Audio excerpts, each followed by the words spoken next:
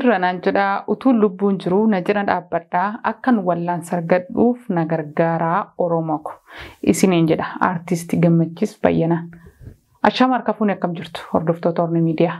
Qophii sonaartiiti. Qophii sonaartii koo guyyaa irraatiin waa'ee artisti Gammachiis Bayyanaa eenyu kan jedhu irratti qindeeffadhee isinii dhiyaadhee jira. Sagantaa kan qopheessuun kan isin waliin turu ana Ayyaantu Taayyee, ogeessi kaameraa koo Abdullahi Guyyoo na waliin jira.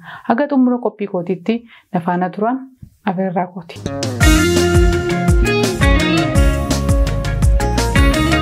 Egaa gamanumaan gara qophii koo guyyaa irratti hoggaansin dabarsu artisti Gammachiis Bayyanaa eenyu kan jedhuu fi sanarra haa jalqabu. Artisti Gammachiis Bayyanaan sirboota hedduu hojjechuudhaan kan inni beekamu.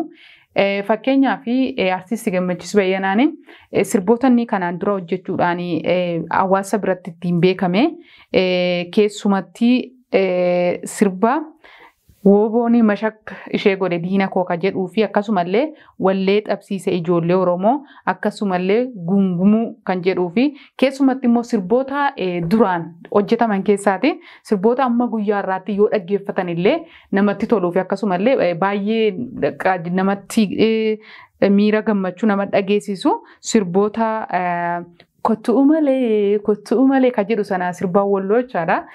Sirba sana silaatuun sinii sirbeenatti tola garuu guutuu isaa hin beeku. Sirboota sanaani dhagaa kan inni hawaasa biratti kabajaa fi jaallatamummaa horate. San qofallee miti walaloollee hin qaba bubbee ka jedhu sana irratti jechaadha. Haala uummata Oromoo keessa jiruu fi haala uummatii Oromoo keessa darbee kan ibsudha.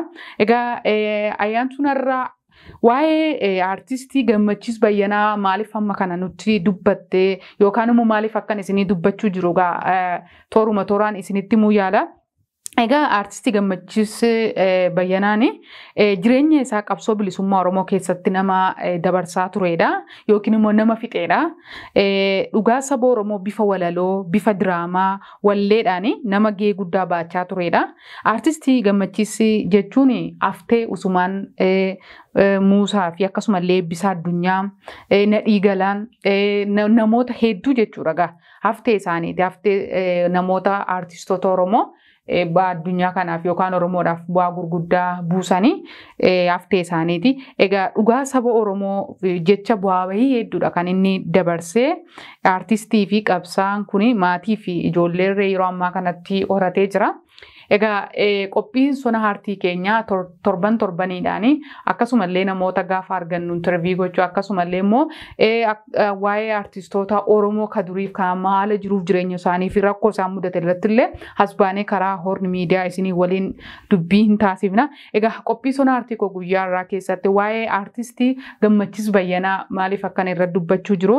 Artistii kun nama Oromoodhaa fi qabsoo aga kana qabsaa'ee nama Oromoodhaaf aarsaa gurguddaa kaffalee yeroo ammaa kanatti immoo haala akkamii keessa jira? Maal keessa jira yoo jenne hedduu dhukkubfachuudhaan nama gaddisiisa haala inni keessa jiru. Yeroo baay'ee artistoonni Oromoo yeroo isaaniidhaaf akkasumallee qabsoo Oromoodhaa fi sirboota afaan Oromoo beeksisuu irratti waa'ee jechamoota afaan Oromoodhaan sirbanii aadaa Oromoo beeksisuu irratti yeroo isaanii hoggaa fixaniif qabeenya waan ol kaawwatanii qabanii jechuudha artistoonni duraanii kan ammaatu hin taane. So yeroo akkasitti gama aartiitiin uummata Oromoodhaaf sagalee ta'anii hojjetan kanatti gaafa rakkoon yookiin immoo gaafa dhibeen itti dhufu uummata isaanii irraan kanaaf waan takka waan of harkaa qabanii jechuudha. Maaliif artistiin kun illee ani gammee jechuun Oromoodha jechuudha. Edhate gaafa interview qubee TV waliin taasise guutuusaa hodhattanii dhaggeeffattanii. Egaa artistii Gammachiis Bayyanaa yeroo ammaa kanatti haala dhibee hamaatiin qabameetidha kan inni rakkoo hamaa keessa jiru. Garuu aga Oromoof jiraachaa ture keessatti yookiin immoo aga Oromoodhaaf dubbataa ture keessatti sababanni bitamuu dideef yookiin immoo sababanni ani rakkoo uummata kiyya dubbachuun niisu ani rakkoo uummata kiyyaaf yeroo hundumaa gama walaloonis taatu gama sirbaanis taatu dubbachuun niisu jechuudhaan hidhamaa fi dararama gurguddaan irra gahaa akka turedha seenaa isaarraa kan hubannu. Egaa artistiin kun akkamitti jira? Haalli jiruuf jireenya isaa maal fakkaata? kan jedhu viidiyoo xiqqoo inni qubee TV waliin geggeesse san daawwanneetu walitti deebina.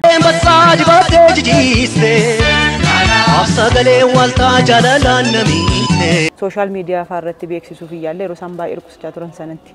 Beeksisameera. Fibiirratti beeksisameera.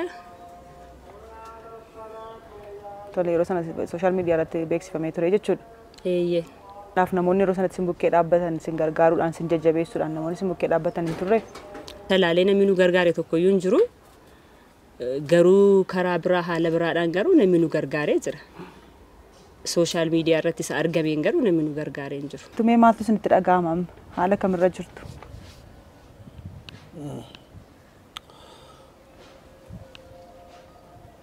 Waa dhukkuba kana himachuu irratti kuushee rakkina nan godha. Garuu na yaala ka maal godhee. Amma xiqqoo ishee fooyyee qaba. Nan dubbadha naasaa. Nan nyaadha nan dhugaa lafa nan ka'a. Maatii koo wajjin wal nawwaama. Waan waliin gallee hin jiru. Nan irraanfadha ta'e malee. Egaan daawwattoota Oromii Miidiyaa artistii Gammachiis Bayyanaanii interviyuu inni qubee TV waliin godhe daawwannee yookiin ilaallee walitti deebinee jirra. Egaa artistiin kun yeroo ammaa kanatti haala dhibee isaatiillee dubbachuu kan itti ulfaatuu fi yookaan immoo uummata ani abdadhee yookaan uummata ani na gargaara yookiin ani gammee jechuun Oromoo jechuudha jedhee akkasitti isaan eegaa turellee uummata sanarraatillee akka gargaarsa hin arganne gama tokko tokkoon akka gargaaramanii garuu gama social media irrattillee haala dhibee isaatii kana hoggaa beeksisanillee namni achirraa ilaalee nu gargaaree hin jiru akka jetteeti kan isheen dubbachuu jirtaati warraa isaa. Egaa artistii Gammachiis Bayyanaanii haala inni itti jiruu fi haala akkamii akka keessa jiru mana inni keessa jiru yookiin akkaataan itti jireenya isaa geggeeffachaa jiru ilaalleetidha kan inni jiru. Uummanni koo Oromoon utuu abdadhu jedha gammeen gaafa dubbatu namuma waanan keessa jiru na gaafatullee nama tokko nan dhabe jechuudha. Miira abdii kutannaa yookiin immoo miira nama gaddisiisu kan inni dubbatee jiru interviyuu sana irratti uummata koo Oromoo utuu abdadhu haala nama keessa jiru yookiin dhibeen ittiin qabamee jiru kanallee nama dhufee na gaafatu nama tokkollee nan dhabe jedhee miira nama gaddisiisu kan inni dubbatee jiru. Egaa artistii kuni artistii Aftee Usmaan Muusaa akkasumallee Eebbisaa Addunyaa fa'aa ta'ee gama walalootiin gama sirboota isaa keessatti qabsiisa ijoollee kottuu malee guungummii Wooboon Mashaq ishee godhe diina waan baay'ee sirboota hedduu hojjete Oromoo biratti akkasittidha kan inni beekamtiif jaallatamummaa guddaa argate sirboota isaa ka durii san gaafa dhaggeeffannu hedduu namatti tola. Garuu warra artistiin kuni dhukkubfachuudhaani dhibee sanarraa kan ka'ellee baay'ee rakkoo hamaa keessatti akka kufee hojjetachuullee akka hin dandeenye. Kanaaf dhagaa qophii sonaa hartii koo guyyaa irraatti kan inni sirba isaadhaaf akkasumallee seenaa jireenya artistii Gammachiis Bayyanaa qabadhee kan isiniif dhiyaadhe qophiin keenya torban torbaniidhaanii dhimmoota akkasii irratti sin dalagna akkasumallee namoota koomeedii afaan Oromoo hojjetanii fi akkasumallee sirboota haarawaa gaafa gadhiifamanii bifa reaakshiniidhaan irratti hojjenneeti kan isin waliin turtii taasisnu. Egaa asirratti qophii koo guyyaa irraa kana keessatti seenaa jireenyaa artistii Gammachiis Bayyanaa interviyuu qubee TV irraati gabaabaa argine kana waan guddaa irraa barachuu dandeenya. Artistoonni Oromoo yeroo isaanii qabsoo Oromoodhaaf akkasumallee sirboota Oromoo dalaguu irratti yeroo isaan dabarsanii booda immoo gaafa gara jiruu isaaniitti gaafa deebi'anii dhibeen tokko yookiin balaan tokko gaafa itti dhufu rakkoo hammamii akka saaxilaa bahanii artistii Gammachiis irraa arguu dandeenya. Akkasumallee artistoota Oromoo kan akka baay'ee isaaniitti kan rakkoo akkasiidhaan dararaa akkasiidhaan lubbuun isaaniillee aga darbuutti ga'e.